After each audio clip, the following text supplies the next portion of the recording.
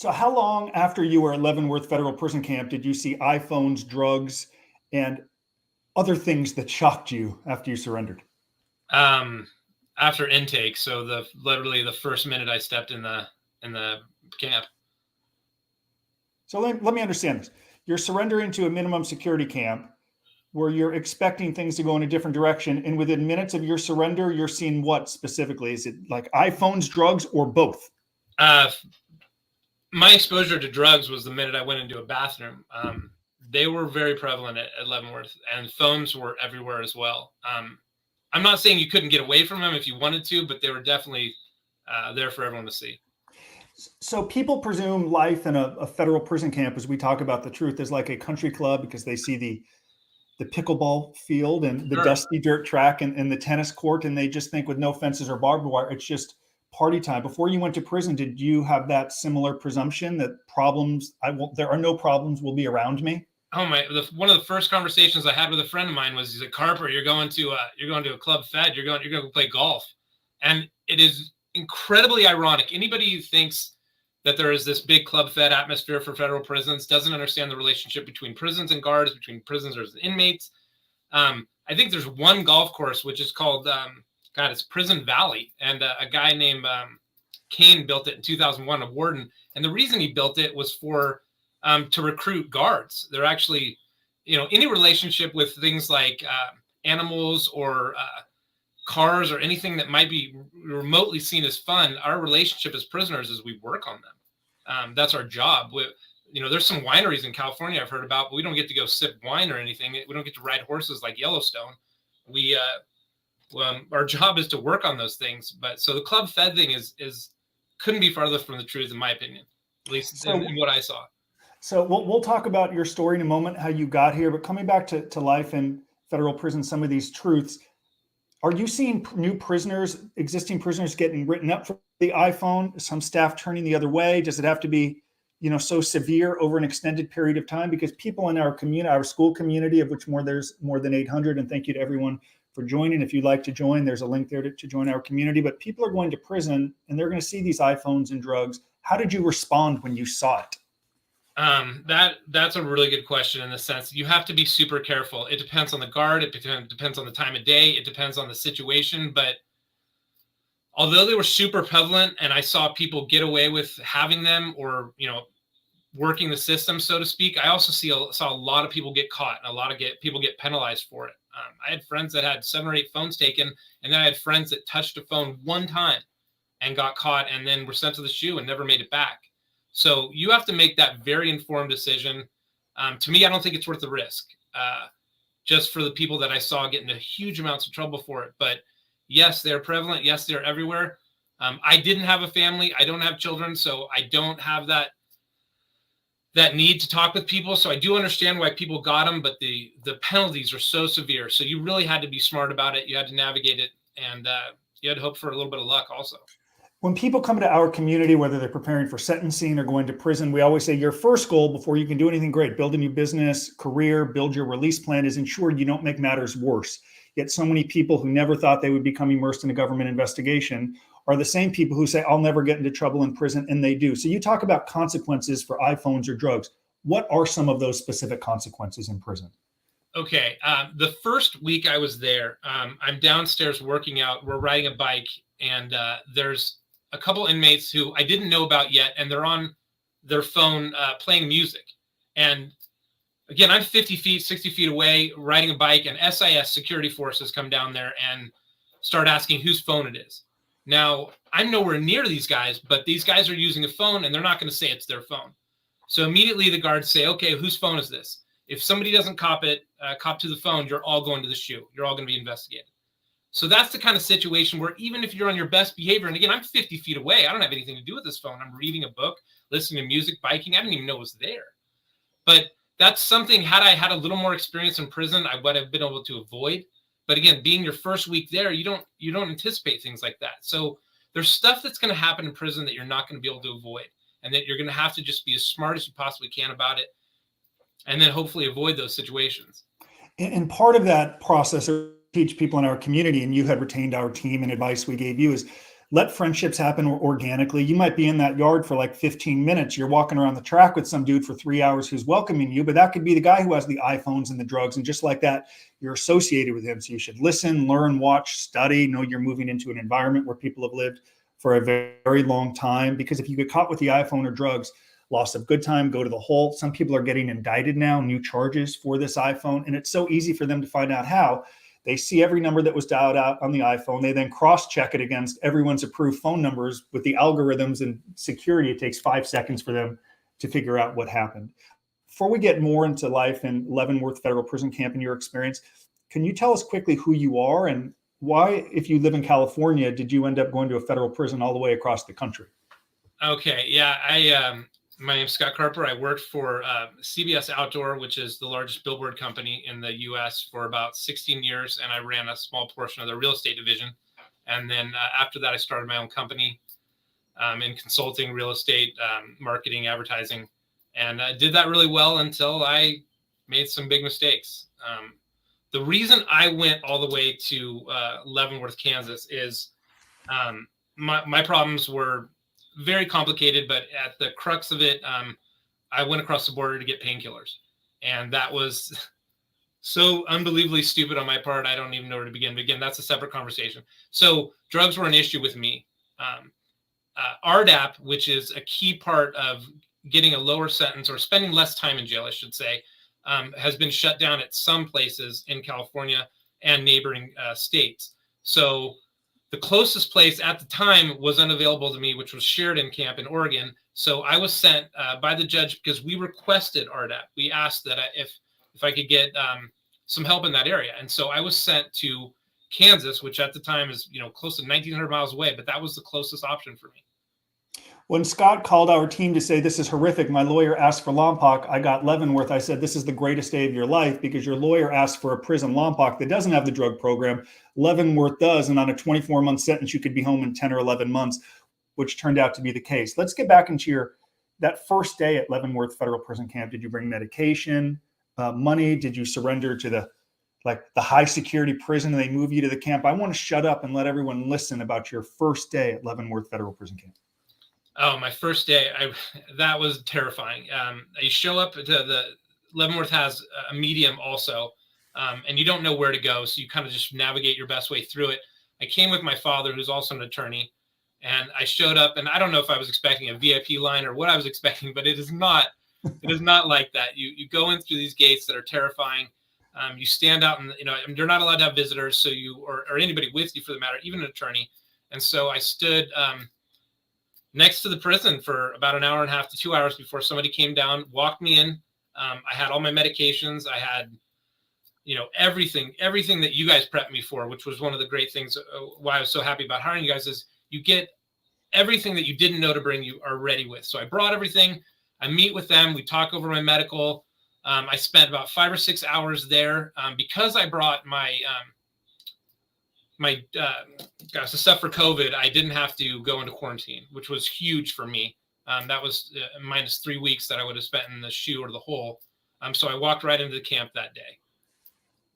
When you hit the camp in the afternoon, in my experience, I was stunned at how self-paced and how self-directed it is. Some guys welcomed me. Other dudes did not care at all. Did some prisoners come up and immediately shake your hand, welcome? How long are you here for? Do you need a toothbrush and toothpaste? Let's walk you over. We have a welcome kit for you. Or was it like, hey man, figure it out on your own?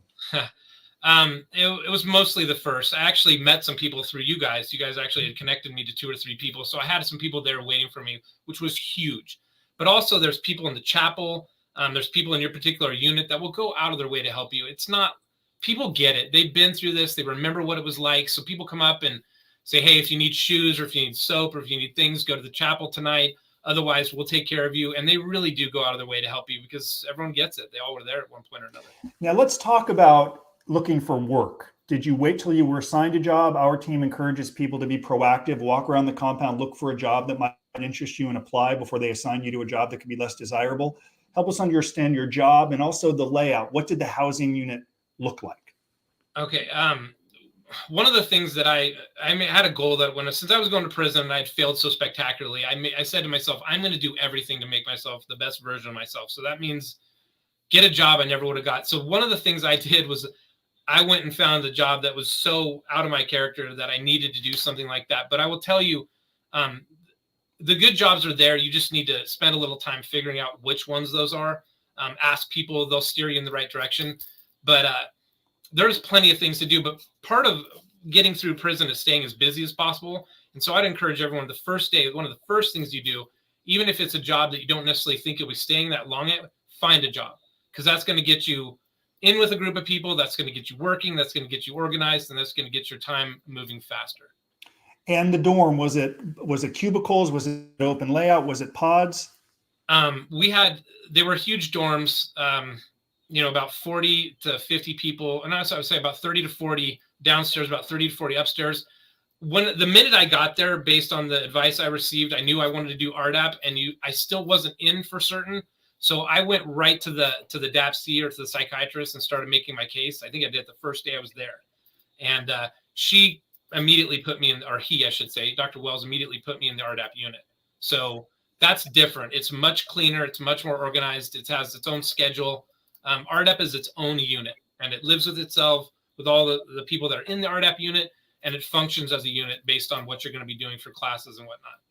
Well, let's begin to talk about your day-to-day adjustment. As you know, some people, they could watch TV all day and complain and talk about the life they used to have and really waste their experience. You chose to go down a different path, which was really documenting your journey by way of this newsletter, which I know you've written more than 54. Help everyone watching understand the value of writing every single day, and also the pros and cons that accompanied choosing to write a letter and kind of put it out there for staff and to potentially come across. Help us understand the decision to memorialize your journey through Leavenworth. Again, I made a big mistake. I made a huge bunch of mistakes. And so one of the things I wanted to do with the newsletter was I wanted to start building my relationships back with people that I disappointed. A lot of my friends' wives, a lot of my friends in general, they've been through some hard times with me before. So why are they going to believe me that I've changed? Or why are they going to believe that I'm making this new effort to make myself a better person? So I decided I was going to write everything that happened and be brutally honest. And I was. I mean, I talked about everything and stuff that was frankly hugely embarrassing. But I put it out there so everyone could see it, so that nobody would say I wasn't being honest about what was going on there. And also, it helped in every part of my phase through prison. It's helped at the halfway house. It's helped in home confinement. It's helped at Leavenworth. It helped with staff. It helped my release plan is what helped me get out quicker. It's what helped me get on my feet quicker. It's made it so that I only stayed a month at the halfway house. And so documenting everything that I went through is the easiest thing to show staff to make an argument for getting liberty quicker. So part of the reason we encourage people to memorialize it is because judges, case managers, wardens, probation officers, they're cynical. They expect us to tell them exactly what they want to hear. And without a documented release plan, if it's not memorialized with an action plan, they're going to say, I don't believe you. Even if you've done the work and you don't document it, they're not going to believe you. Scott chose to do the work and write about it daily. Let's talk for a minute about transitioning into the drug program. So did I hear you say you're living in a different dorm? Yes. And are you still working in RDAP? Help us understand the structure of that program for people who will enter the program. RDAP is 2.5 hours every morning from 7 to 9:30. Sorry, 3.5 hours. It's from 7 to 10:30. And again, some people feel like that's a lot, but to get 6 months or a year off your sentence, to me, it's a no-brainer.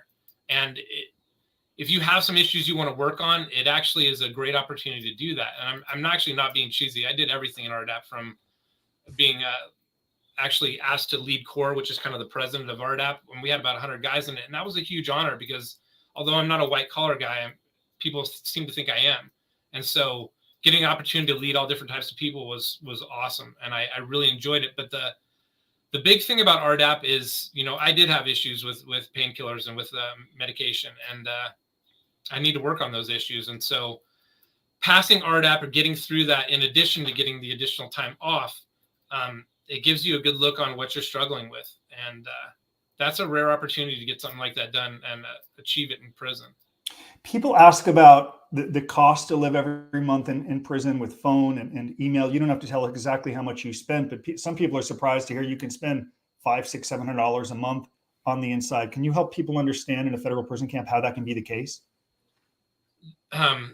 You're gonna get about $300 a month on commissary, and then the only other thing that costs are music and phones or movies if you want to watch you can rent stuff, and it's about $5 for a movie. It's about 35-40 cents for a song. And then emails are 5 cents a minute, which add up. It sounds like it's a little bit, but it actually adds up. I probably spent between, over $500 a month, but most of my costs went towards emailing, since I try to, maintain some life with most people outside. So you spend a lot of time on that. Also, I'd be remiss to not tell everybody stamps are a big part of prison. I didn't think I would get involved with that, but pretty much everyone at Leavenworth does. And that's kind of the currency in prison. They're sold in books, and there's $5 for a book of stamps. And that gives you everything from a haircut to getting your laundry done to buying food that people make. They were a huge part of Leavenworth, which I don't want to undersell, because I thought I could go in there without using stamps, and everyone used them. So in my experience, I found there were some prison hustles they may turn away from, but it might reach a level where they have to address it. It's like if the speed limit's 55 and you're going 60, you might not get a ticket, but at 100, you're getting pulled over. Do you think staff had that same response to disciplinary infractions or the prison hustle? Absolutely.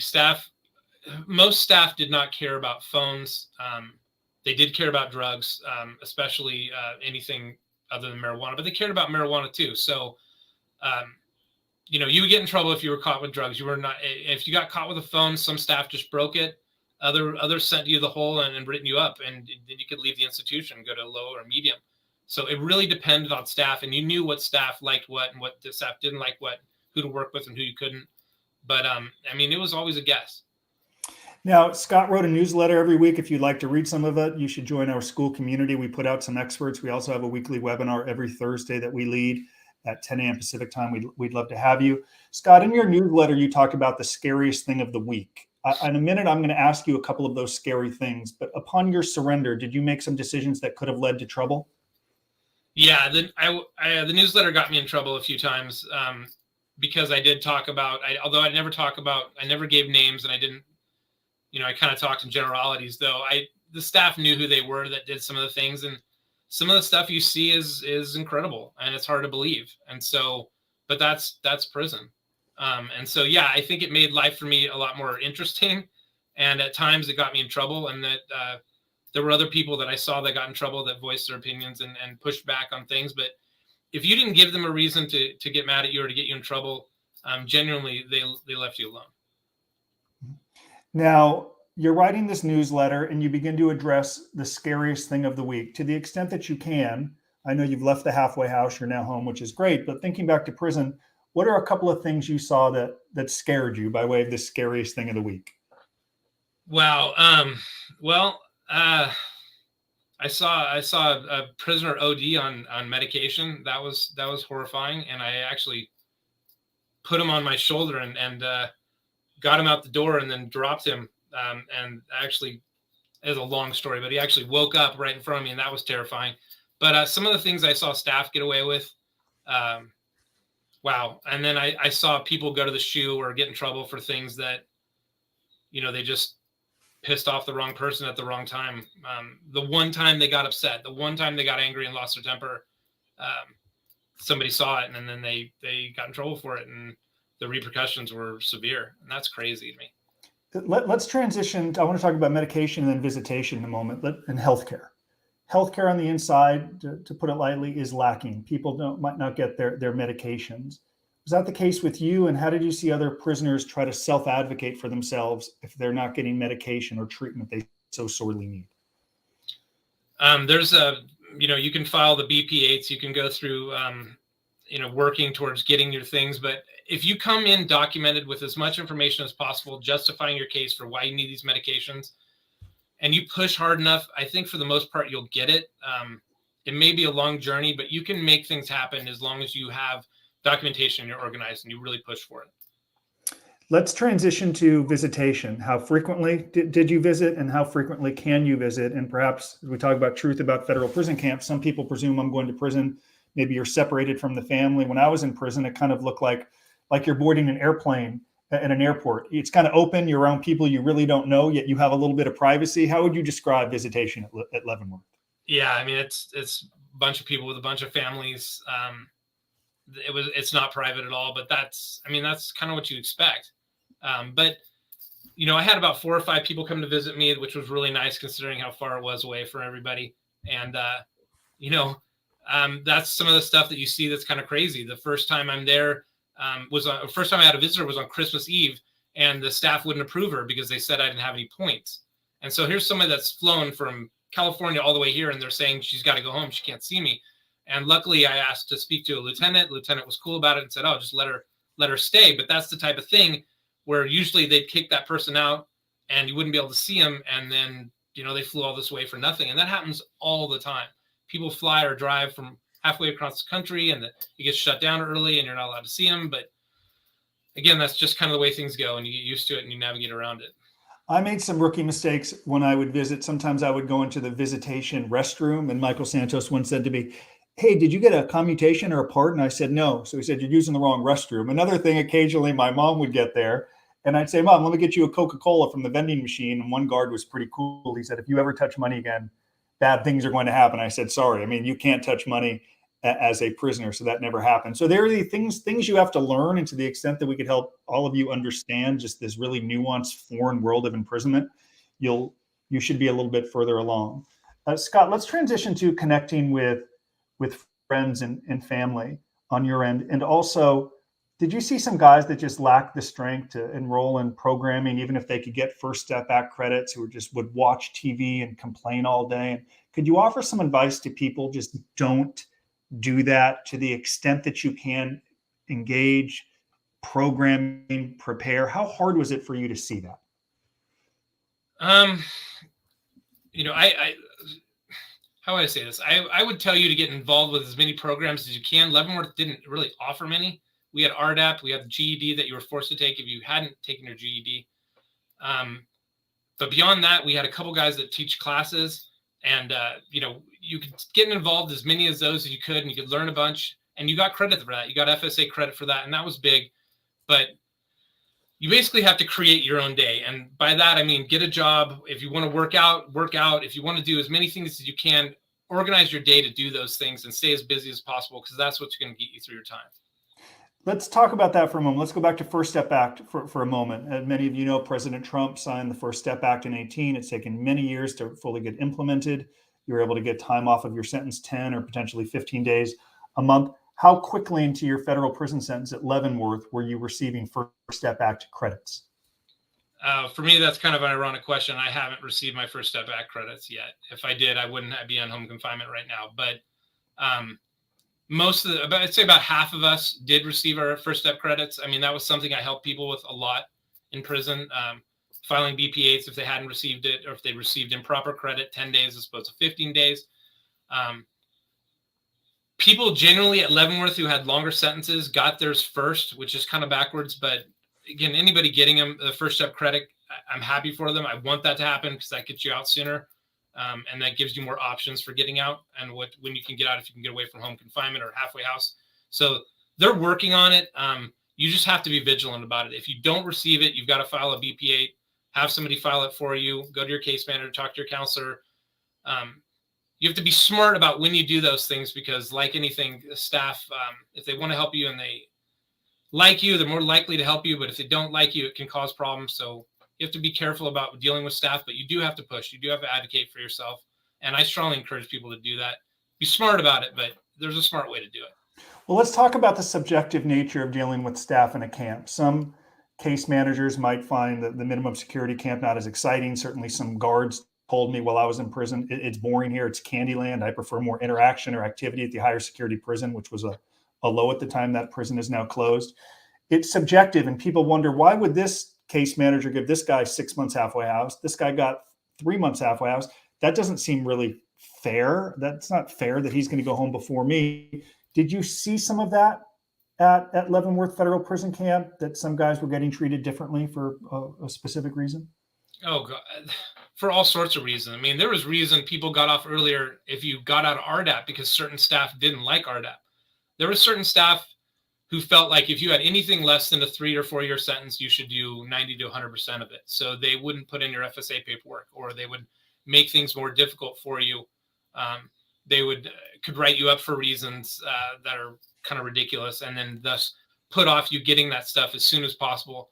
So dealing with staff was, to me, the biggest challenge in Leavenworth, because certain staff you knew to stay away from, certain staff you knew that if you talked about their favorite school, like they all were KU fans or they all liked the Chiefs, if you talked about that stuff, you're more likely to make a relationship with them. If they liked you, you're more likely to have good things happen for you. If they didn't like you, then things wouldn't go your way. So half the people at Leavenworth, probably 70% of the people at Leavenworth avoided staff and just came in when they were called. The other 30% went in there and bugged them for just about everything. I saw it work for some of them, and then I saw for some of them get penalized. So to me, it was like anything. If you're in sales, you know that the best way to talk to people is to find common interests, find things that you can have middle ground on, and to make a relationship. If you had a relationship with them and it went well, of course things were better for you. If it didn't go well, then things could go sideways for you. Back to RDAP for a moment. You're in a different compound. How long did the program take you to complete? Okay, I pre-DAP for 2.5 months because I was, I think, 10 days late for the next cycle. Genuinely, it takes 9 months. Part of the RDAP program is trials and tribulations. So we got set back for every reason, from phones on the compound to contraband. And people took produce at one point, and so we got put on probation for 2 weeks. So I think it would have lasted 9 months if everything went from start to finish without any hiccups. It ended up taking a little over 11 because of our setbacks and because I pre-DAP'd. But the program itself is between 8 and 9 months. And you mentioned earlier your release plan and documenting this newsletter. How did you address it with staff? And to that end, perhaps touch on like your first team meeting after you went to Leavenworth Federal Prison Camp. Was it adventurous? Was it 3 or 4 minutes? When did you let them know I'm documenting my journey? And when did you get this idea, wow, this is really going to influence them and help me get the hell out of here more quickly? I started bringing my release plan the first meeting I had there. Now, my first team meeting was, sign this document. Do you have any questions? Not as, do I have any questions? Basically telling me I don't have any questions. So you went in there, you signed your documentation, and then that was it. I found reasons to meet with my case manager, either for myself or for other people that I was trying to help. And so I built a rapport with him, and I eventually gave him my release plan and asked him to put it in my central file so that others could access it. And then every time I updated it, I would go in there and just give him a memo that updated it and tell him about what I was doing. I think that with him, be in the category with him that he knew he didn't have to worry about me, and that he was going to try and just get me out of there as soon as possible, because he knew otherwise I might bug him, and he wasn't going to like that. So I think his alternative was to have me in the office less. And he didn't mind me going in and advocating for other people, which I think was a little rare. But even with that, I think his strategy with me was just to get me out of there as quickly as possible. And my strategy with him is, if he was in a bad mood, I left. I said, hey, you got other stuff going on, I'll come back the next day. And that seemed to work really well with him. But the release plan became so popular at Leavenworth, the case managers copied it themselves, and they had their own version of a release plan. Now, personally, I wouldn't want to use their release plan because it was 2 or 3 questions. What's your name? Where are you going to work when you get out? And do you have a support system? I would want to write that myself and have my version of it given to them. But like I said, they became fans of it in some way, shape, or form because they wrote their own version of it. Well, it's interesting. It's like if you could write your own plea agreement, it would be better. If you could write your own Right. Department of Justice press release, it would probably be better. So if you can create and build and write your own release plan, it's probably going to be better than what you produce. Some people in our school community, Scott, messaged me, just go through some basics around how many times a day were you counted? I think some people are surprised to hear about standing counts. How many times a day were you counted? And walk us through some of the food in the chow hall and I guess how frequently you went. We had count twice a day on weekdays, count 3 times a day on weekends and holidays. And then at night between 10 and 5 a.m., they'll go every 2 hours and count you, but they just walk by, you're in your bunks, you're sleeping, and they just flash their lights on you. Some guards to wake you up, and because if they're awake, they want you to be awake, but others, they mostly just leave you alone. As far as food, I worked in the kitchen. So we had everything from chicken patties to hamburgers, spaghetti, turkey sandwiches. There were some days that were obviously much better than others, but it's not that bad. I mean, you get through it. On commissary, you can make everything. You can get everything from soup to honey buns to candy to ice cream, and there's something for everybody. Is it easy to eat healthy? Not for most people, but again, it's prison, so it's kind of what you have to live with and kind of what you should expect. As we work our way towards the end here, and I want to talk about your transition from prison to the halfway house, which, my God, has its own set of complexities, at least according to your newsletter. Did you find some guys off put by you that you mentioned staff might like on a short sentence you can get out so early? Did you see some long-term prisoners who were like 24-month sentence, you're out of here in 10 or 11 months? Did you get any feedback or negative criticism from that? And if so, how did you respond to that? Yeah, I mean, a lot of people are in white collar in general, I think. And again, I'm not white collar, but I kind of was lumped in that group. I generally found connections with people because I did like to help people out, and I do have a legal background, so I was able to engage with prisoners in a different way where I could do something for them. So I became friends with a lot of people I don't think I otherwise would have, and some of them became some of my closest friends in there, including at the halfway house, where you're with a different group of people in terms of there's people from the mediums, from the highs and from the lows. So there's a lot different group of people than there are at the camp. But again, people, they're not worried about you. They're worried about going home. They at that point, you're the last thing they're worried about. So, and there's all sorts of different ways to connect with them. So yeah, I got some grief at the beginning, but my attitude was, okay, if you need anything from me and I can help you, then I'm going to, because that's what helped me move my time so quickly, is helping others. And it's something I genuinely enjoy, believe it or not. And so that was an easy way to connect with people and get on their good side and be able to get to know them and do something for them. When I got there, I was surprised at how many guys told me to like relax and bide my time and like work my way into prison and begin preparing down the road. And it's like, with all that I had been through, I know no successful people who delay preparing for what can be the hardest part, coming home. So there should be no delaying for any of you. You should take action immediately, right? Memorialize it and share it with all stakeholders. Someone said, does Scott share his release plan with his judge? He should have. He's sharing it now with his probation officer, with his case manager. You have a judge that sentenced you to prison. Some judges might give a downward departure or still be cynical. So to the extent you can continue to influence them by way of your work, you probably should. And he has a body of work. It should frankly be published into a book, but he did the work every single week. Let's begin to transition to life on the other side. When did you how far in advance of your release date? How much time did you have left in prison until they said, we're giving you this amount of time in the halfway house? How did you know? Let's see. I was probably about the 7th month mark. I knew I was going to leave the minute I graduated RDAP. That's kind of how it factors in. You knew if you have a 24-month sentence, you're going to get 6 months. If you have longer, I think it's 30 months, you're going to get a year. And so one of the first things you do in prison or when you get arrested, is you figure out how long you're going to be in prison. And that's what everyone spends time with you guys, especially going over through your calculator, trying to figure out, okay, how much time am I going to serve if I do this? If I program, what are my dates going to be? And when am I going to get 15 days off for FSA as opposed to 10? And not everyone gets FSA. So when am I going to get good time credit? How can I get good time credit? All these questions you ask immediately, and you become an expert on it. Anybody going to prison, I promise you will have this discussion with probably 25, 30 people, and you will know exactly when you're getting out. Probably the last person you'll hear from is from staff, which will tell you, but they'll be the last person to tell you a date that you probably already know when is going to happen. Let's transition to the end of your prison term. I have written that I suffered from a little of this short-termitis. Michael called it because I couldn't believe it was ending. We go through so much, the government investigation, plea, guilty, sentence, surrender.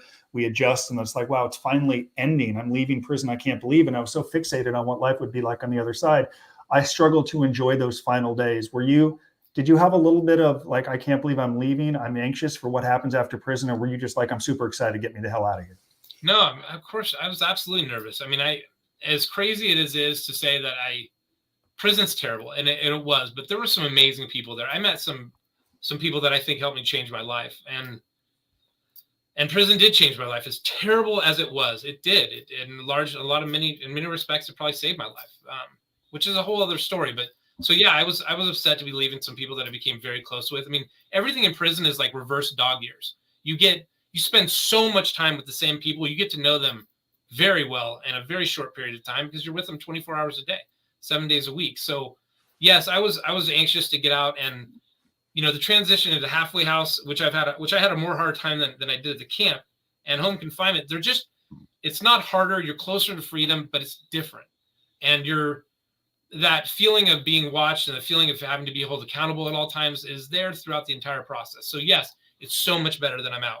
Well, But before we spend a few minutes on the halfway house and answer a few questions, I want to talk about, we talked about your first day. I want to talk about the final day. They got me at 4 o'clock in the morning. They moved me from the camp to the low security prison where I got processed out. What time did they come and get you? You had to fly all the way to California. Are you buying a ticket? Are they giving you a ticket? How are you traveling? And what's that final morning like? that was, I left at 9 o'clock. I knew I was leaving. I flew. The crazy part about that is you literally go in your greens or your grays and you go to the airport and they tell you, you know, you need to call the halfway house. You need to make, and you don't have a cell phone and you don't have, airports don't have phone booths like they used to. So you kind of have to go up and ask somebody to use their phone.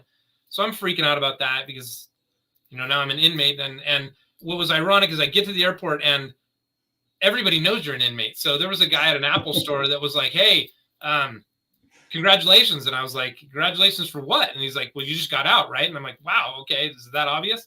And so he let me use this phone. The guy was so nice. He knew somebody at Leavenworth that I knew. He gave me a free pair of headphones. So people want you to do well, and they're rooting for you. There's extra security you have to go through. You only have an ID that they give you, like it's a federal ID. You're given $10 for 2 meals, which won't get you a soda now in this economy. But you know, you're asked to do, if you're late, you have to contact the halfway house. If anything goes different on the flight, you have to get in touch with the people to make sure that they know that you know that you're on time or that you're doing everything, you're managing things as best you can. So there's a lot of things to be stressful about. But I mean, the one thing in prison that you realize is if you can do that, you can do anything. And again, I went to a camp. I didn't have it as hard as so many people do. But it's still challenging to be away from your family and your friends and to not have liberty. And so it sucks. But when I left prison, they cashed out my commissary and actually gave me money. What, did they issue you a check? How did you get they put it on a card. Now you're given a card, and it's basically a Visa card. And that's one of the first things. That's why you need a phone, is you need to activate that card once you get out. And so that's why I borrowed that guy's phone, in addition to needing to call the halfway house and check in. So you're given, like, let's say you have $250 on your commissary left over. They'll put it onto that card, and you have that $250 with you at the airport when you leave. So it's actually, that part's pretty nice. Now, you had a complexity because you live in Northern California, but will you tell us what halfway house were you in? And in a recent newsletter I wrote, and by the way, if you want access to Scott's newsletter, just join our school community where we post excerpts from it. It's incredible. And he's continuing to write them now that he's free every Monday, which means I got one today. So tell us about the halfway house. And in the newsletter I read, you've already seen 11 people get arrested in the halfway house and go back to prison. So tell us what halfway house you're in and a little bit about that experience. Yeah, I as crazy it was to be sent to Leavenworth, which was 1,900 miles away. They sent me to the one halfway house that I had no, again, it was about, I'm in Sacramento right now because I'm at my parents', and that's 4 hours away from Fresno, where I was put in the halfway house. So they could have sent me to Santa Barbara, Los Angeles, San Diego, San Luis Obispo, any place would have been better. But again, that's the way it goes. You just deal with it. The halfway house is this old abandoned hotel, which is pretty hilarious. And it was a strict place, and there was it had its rules for gang members. There's a bunch of gangs there and whatnot. So no red, no blue. Anyway, a bunch of stuff that you just have to learn the new rules. It's not that big a deal. But we had a bunch of people get caught for dirty UAs. Suboxone is a big drug that people were taking in addition to others. And then we actually had people, one of the biggest things that happens is you have to really stay on top of wherever you're going to go. So if, let's say you're going to Walmart, you have to let them know you're going to Walmart. Now, if you go to Walmart and then you go visit a buddy or go see somebody and they find out about it, you're going back. And so that happened to multiple people in Fresno. They said they were going one place and then they took a shortcut, and a couple of them were caught, a few of them were caught. And so they ended up having to go back. Well, I won't mention the specific name, but you had written about someone someone in their family had passed away. Yeah. And they went to the funeral instead of saying they're going to Walmart to look for a job, and they got caught. And the tragedy is you might not go back to the minimum security camp. You may spend the rest of your time in a detention center. And in one instance, you wrote that one guy knew he was in trouble and he was just waiting out front for them to come and get him. Yeah, he was waiting in a chair for the marshals to show up, and then when they show up, everyone has to get in their rooms. And he knew it was coming, and he was ready. And one of the staff members on his first day there, the staff's brand new, just got there, is walking through doing bed checks, and this was probably 5% chance of this happening, but happened to go in their room and he found a quarter pound of meth under his bed. And so that's how he got popped. Let's talk for a moment about the dynamics there. Is it federal and state prisoners, male and female, sex offenders in there as well? Help us understand the makeup. We had a co-ed camp. No, I'm sorry, not camp. We had a co-ed halfway house. There were no sex offenders or anything. It was just drugs and then state crime in my particular halfway house. So. And in the halfway house, are you required to do programming like you did RDAP? Is there aftercare in the halfway house, and are you still doing that? Yes, for part of RDAP is you have to do what used to be called TDAP, but it's an aftercare program for 4 months afterwards, and it's an hour and a half group meeting every once a week, and then an hour meeting with a counselor.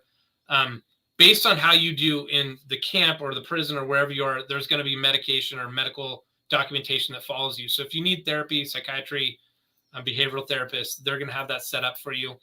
Most people probably don't receive it unless it's RDAP or they request it. But if you do request it, they're going to have you at least seen initially. When I was released from prison, or towards the end, I noticed some guys were kind of scared to go home, and they then regretted how they spent their time in prison, and it was fearful to them. I know you and I had that anxiety, and I'm not here to promote the release plan. If you want our team to do it, we can help. If you can do it on your own, you should just do it. I'd like you to talk about how the release plan immediately, like within seconds, influenced the person who works in the halfway house, many of whom can be more difficult than a case manager, in my opinion, and from what I saw, and they pay attention to much more petty things the lower level you get. So what was the response when you shared it with that bureaucrat in the halfway house? I kind of look at it like if you went in trying to get a job and you don't walk in with a resume, you've got less of a chance of getting that job. So the way I did it was I brought my release plan with everyone. I showed it to people that could care less about it, but they talked about it to people that did care. And that kind of set the tone for, okay, is this guy prepared? All the questions they're going to ask you in order to decide whether or not you should transition back to society, you address in that release plan. Just like a resume where you're going to talk about what you've done in the past, your education, what you want to do in the future. So you're basically handing them a document that says, okay, I made the most out of my time in prison. Here's what I did. Here's my support group when I get out. Here are the things that I'd like to accomplish. Here's a letter from an employer if you want to include that. But it's basically just saying, here are the things that I say I'm going to do, and here's backup on how I'm going to do it. You know, I've got a landline. Check that. I've got insurance. I've got a car. I've got a support group. I've got people that are going to back me. And so those are all the things he's going to ask you. You're just handing him or her basically an analysis that says you've already got it covered. So there are some people who will joke, even in our school community, someone's like, why do you call it a book report? It sounds like second grade. And we encourage people in the release plans to do what Michael encouraged us to do. Well, why did you read the book? What did you learn from the book? And how will it help you moving forward? That's really valuable information. I can tell you because Michael's been to more than, I think, 20 or 30 prisons now, implementing our Preparing for Success After Prison course, which is a first step active-proof program, which is really cool. Release plans, thanks to Michael really creating it in 1987, building his, it's becoming ubiquitous in the Bureau of Prisons thanks to that work. It will be as synonymous as the Residential Drug Abuse Program, First Step Act, Release Plan. It's going to be required. Some prisons still have never heard of it.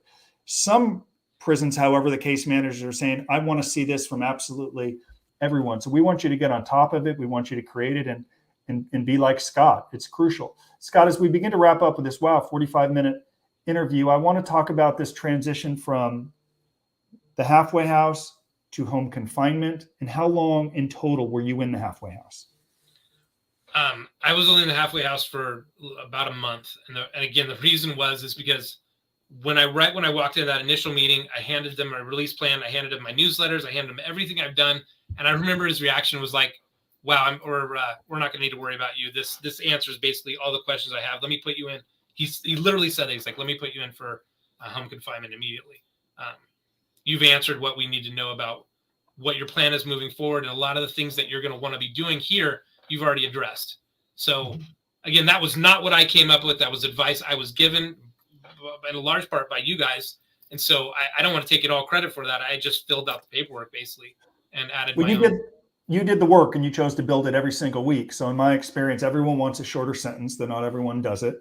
Someone who reached out to our team knows things they need to do, but they're afraid to speak to the lawyer about a narrative and follow up. They cower, they defer, and it might make them feel better. But if you're afraid to deal with some discomfort and tough conversations, you're the one that's going to serve the federal prison sentence. And if you say you're going to build a release plan, because there's no get out of jail early card, right? If you say you're going to do it and you actually do that work, knowing the end is coming, you can be like Scott and others in our community who immediately reap the benefits from it. Scott, as we wrap up, and I'll go to some, are there any thoughts you have for people watching this in our community? We're going to go to prison. Family members are watching this. They might have a loved one in prison. Maybe, how can they hold that person accountable? Offer some insights for people getting ready to go to a minimum security camp. The first piece of advice I'd get is spend less money. I shouldn't say this. Assume that your lawyer is going to handle the legal portion, but rely on people like the school community or other assets, resources to figure out how you should deal with incarceration, because that's 90% of the journey. The trial part and the legal part is actually some of the smallest portion of what you're going to be dealing with. And so what I did was I immersed myself in the culture. I watched videos like this. I got every piece of information I could, finding out what I was going to be getting into, because that gave me peace of mind. That helped me adapt and get more prepared for this. But I think we spend too much money. I know I spent way too much money on attorneys who were probably in only 10 to 15% of my overall journey and couldn't advise me on anything I was going to be dealing with prison-wise. So spend your money and your time on the resources that are going to help you for the largest part of this journey, which is prison. And by that, reach out to people that have had this experience, and figure out ways that you can keep in touch with your family. Like, the newsletter and the book were things I never would have done prior. And the reason I did it is because you have nothing but time there. So if you're going to go to prison, you got two choices. You can either wallow in it or you can make the best of your time. And so I swear to myself, I said, I screwed up. I did. And that's, I just said, I'm going to make the most of this time. And so I leaned into it. Education's the key. You have time. Our company, my partner, Michael Santos, our company has recently launched Mitigation Arc, which is a series of courses, a daily mastermind. In fact, if you join our school community, when you join, you'll get a link where you can access Mitigation Arc free. I think I have 7 or 14 days, but it's an opportunity for you to learn every single day from Michael, who served 26 years in prison. Plus, there's a series of courses. I know Scott's been on every mastermind call. I'll tell you, what Scott is talking about, creating a release plan, or if you're preparing for sentencing in a sentencing narrative and writing every day and building a record, you're really creating assets.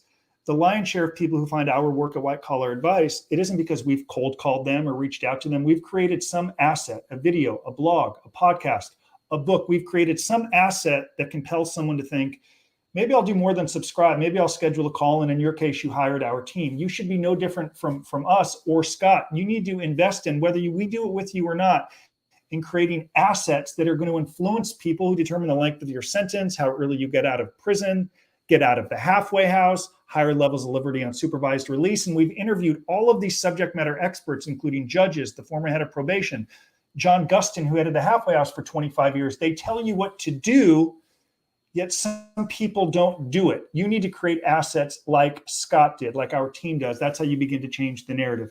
With that said, as we wrap up this interview, any last thoughts, Scott? I've answered questions along the right. People keep asking, where do you find the newsletter? Join our community in school. That's where we post them. There's a lot of private information in there, which is why we don't put it for the world to see. In fact, Scott's dad, who's awesome, will do a little edit of the newsletter to remove any identifying information, and he'll post it. We also have a weekly webinar that you should join. Scott, I'm grateful you're here and to be friends with you. I'd like you to close this video about Truth About Federal Prison Camp. You have the last word. I hope anybody that goes on this journey makes the most of it. It's going to be the worst time of your life, and we all get that, and it's brutal, but it's not the end. And that is one of the best parts about it, is I've reconnected with friends that I'd lost, and I've rebuilt my name, and this is just the beginning for me. I will make this experience absolutely worthwhile. Well, actually, let me then have the last word, because the most successful people who traverse this system, whether you go into this business or not, if you learn to use it productively, I get chills, as corny as that sounds. This experience can turn out to be like our best asset if we use it well, if we build well, if you're not afraid to talk about it and own it and share lessons learned, because people will be like, dude, I've done worse, or wow, I admire you for talking about it. And you're becoming better rather than woe was me and blaming or taking the bait that it wasn't your fault and excusing your conduct. One last thing I've got to say, something we talk a lot about, forgive me, this is a PS or bonus here. Done is better than perfect. I saw a lot of guys in prison who were afraid to start and take action for fear of how people would respond to them, perceive them. No one will hire you. You're a felon. Ain't no one going to fund that idea. And a lot of guys would stop. They wouldn't even pursue it. Thankfully, I had Michael to help guide and kind of hold me accountable. Just talk about starting and trying and just trying, right? I want you to offer that advice to people who have a good idea but might be like, well, that's one of the best things. That's one of the best things about the book report is that gives you an idea of something to work on. But one of the things that a lot of people do in prison that I do not agree with is they say, okay, when I get out, I'm going to fix these things. Well, why? Yeah. Why wait? I mean, you're in prison with nothing but time. So this is the perfect opportunity to, if you want to become a better public speaker, in RDAP, you're going to be handed a mic every day, multiple times. You're going to become a better public speaker. If you want to lead, you're going to get opportunities to lead. If you want to work on school, you're going to get opportunities. So don't wait to get out. Start doing it there and just document it. That's all you have to do, even if it's just writing it down in a journal, so that when you're asked, you say, oh, I did this thing, and you give this perfect answer to a very good situation. But I don't agree with waiting. There's no better time than if you're in prison to work on the things that need work. And so start there, and nothing but time, so crush it. Last note, my best friend got a World Series ring with the Anaheim Angels in 2002. Brad Fulmer, he was their designated hitter. And in 2001, the season ended. He took 3 days off, and I said, let's go to dinner. And he said, I'm working out. I'm getting ready. And I was like, dude, the season just ended. Take a few days off. He said, I can't. I want to win a world championship next year and ensure I have my job. There's no waiting. There's no delaying. World-class athletes don't delay. World-class executives don't delay. Just because you're in federal prison doesn't mean you can't act every single day to begin building a new record. I think that's the theme from this video. The reason that Scott has had success throughout the whole journey, he didn't delay. So Scott, thank you for sharing your wisdom and thoughts. And we're also grateful to have you in our community. That was fun. Thank you. Okay.